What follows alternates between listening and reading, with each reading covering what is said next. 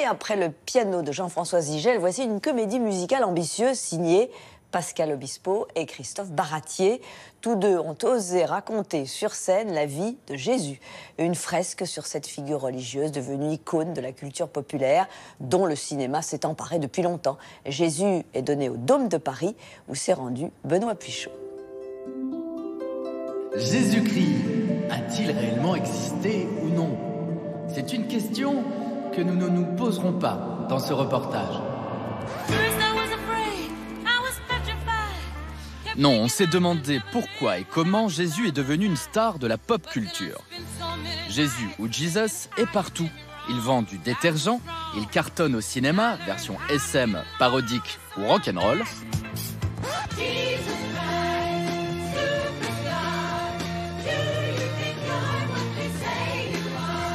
On lui a écrit à peu près 1 milliard de chansons.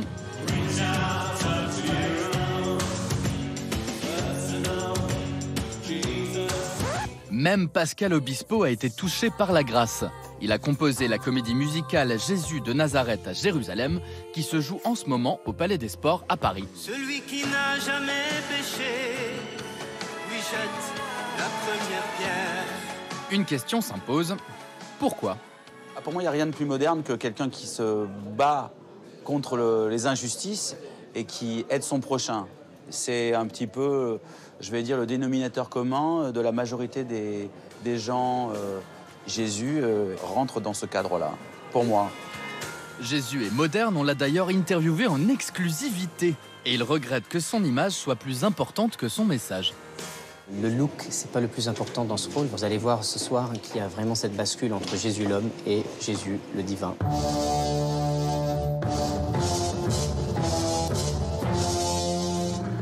Pour l'essayiste Paco Mtielman, le message libertaire et égalitaire du Christ a été quelque peu oublié par le catholicisme. Et c'est justement la culture pop qui l'a ressuscité. Lorsque la pop culture a un niveau d'un certain degré de conscience des effets nocifs qu'elle produisait en termes de recréation de nouvelles stars, c'est dit, il faut se prendre en main. Ils sont cherchés une personne qui est précisément la personne qui n'a fait que dire ça. Et c'est Jésus. C'est-à-dire que Jésus n'est vraiment pas un type dont le projet a été de se faire admirer. Je suis venu pour rendre témoignage à la vérité. L'idée, c'était que chacun fasse la même chose.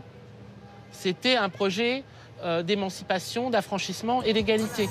Le côté hippie cool de Jésus inspire les musiciens qui vont jusqu'à copier son style comme Frank Zappa ou le très mystique John Lennon. Gros fan du Christ, il propage même sa parole.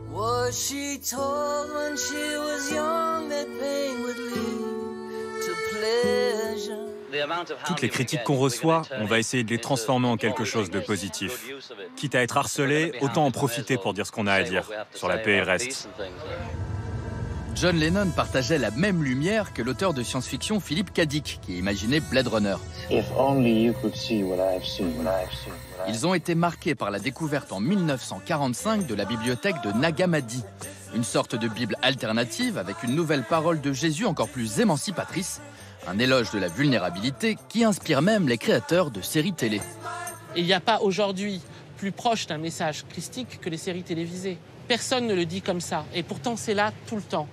Je veux dire du prisonnier déjà même, mais plus encore dans les séries modernes, de Twin Peaks, de Buffy, de X-Files, jusqu'à The Leftovers. I'm not Jesus. I'm not saying you are, but the beard looks good on you.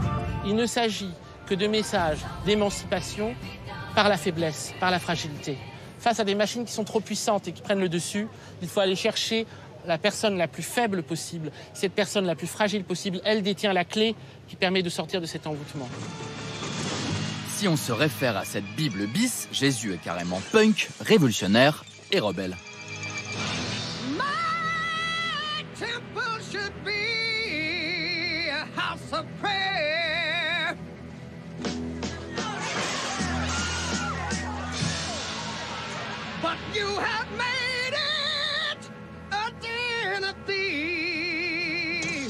De toute façon, c'était un rebelle, de toute façon, puisqu'à partir du moment où on se bat contre un système établi, on est forcément un rebelle par rapport à ce système. On est là pour montrer le caractère d'un homme, finalement, qui nous ressemble beaucoup plus que ce qu'on pense. et donner aussi évidemment un message d'amour, puisque de toute façon la solidarité et l'entraide, c'est de l'amour.